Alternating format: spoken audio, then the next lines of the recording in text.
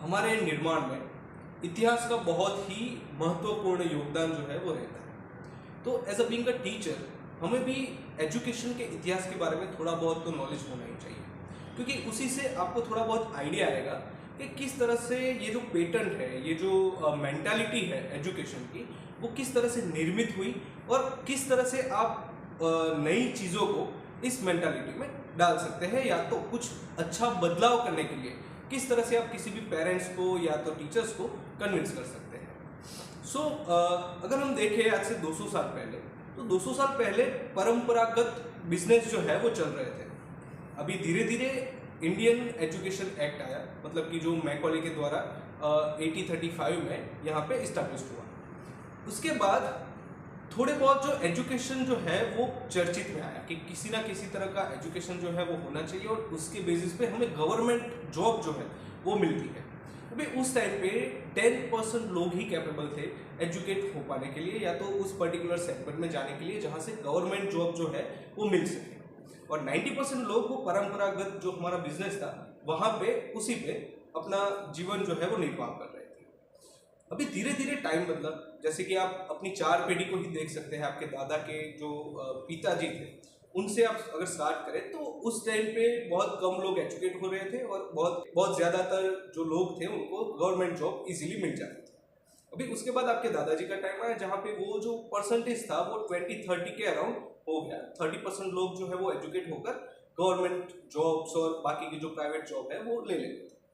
धीरे धीरे हमारे पापा का दौर आया।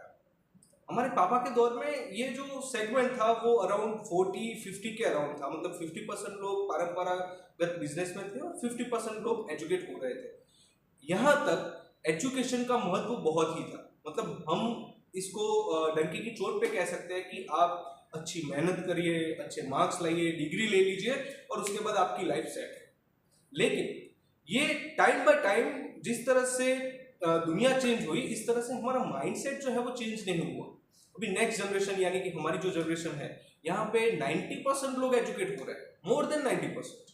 सारे लोग जो है वो एक जॉब के पीछे भाग रहे हैं, सारे लोग अपने आप को जॉब मेंटालिटी में डाल चुके हैं। या तो फिर ऐसा कहना भी गलत नहीं होगा कि हमारी स्कूलिंग एजुकेशन जो है वो जॉब सीकर से बना रही है।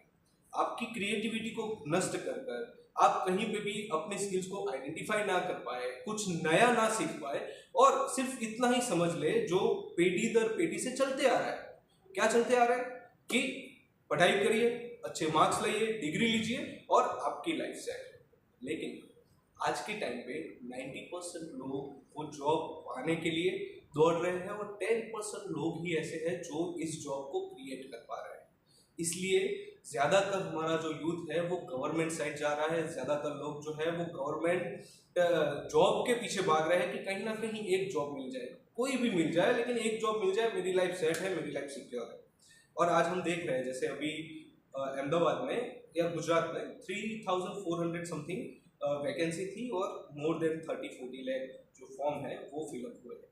ये यही चीज़ बता रहा है कि हम कर क्या रहे हैं। इस एजुकेशन सिस्टम से, पर्सनलाइज एजुकेशन सिस्टम से अवश्य एआई और पाठशाला एजुकेशन सिस्टम का जो कंसेप्ट है वो वही बता रहा है कि आप पहले से ही अपनी स्किल्स को आइडेंटिफाई करें। अपनी स्किल्स को आइडेंटिफाई करके अगर आप थोड़ा आगे का फ्यूचर अगर देखेंगे तो इस हिसाब से कुछ होगा कि अभी 90% लोग जो है वो जॉब लेने के लिए भाग रहे हैं, उससे अच्छा 40% लोग बिजनेस में जाएंगे, 20% लोग जो है वो स्टार्टअप और दुनिया को कुछ नया क्रिएट करके देंगे, और बाकी के 40% जो लोग हैं वो जॉब लेने के लिए भागेंगे और उसके लिए क्रिएट करने के लिए 60% लोग ऑलरेडी है जो हमने क्रिएट किए हुए हैं। तो आगे की जनरेशन को अगर बचाना है, हमारी इकोनॉमी को बचाना है, इंडिया को विश्व गुरु तक लेके चलना है, तो ये जो परसेंटेज मैंने बताया उस हिसाब से हमें कुछ ना कुछ क्रिएट करना पड़ेगा, और उसी के लिए पाठशाला एजुकेशन सिस्टम जो है वो कार्यरत है। हम पहले से ही स्टूडेंट्स की स्किल्स को आइडेंटिफाई करते हैं, उसी के बेस पे वो अपना जीवन किस तरह से निर्वाह कर सकता है, किस तरह से स्टार्टअप्स क्रिएट हो सकते हैं, किस तरह से अपनी स्किल्स के बेस पे वो अपना जो कैरियर है वो बिल्डअप कर सकता है, उसके लिए हम स्टूडेंट्स को पहले से ही प्रिपेयर कर रहे हैं। तो आई होप आप थोड़ा बहुत लॉजिक को समझे होंगे और इस पाठशाला कंसेप्ट का महत्व, हमारा जो मोटो है वो भी आप तक पहुंचा।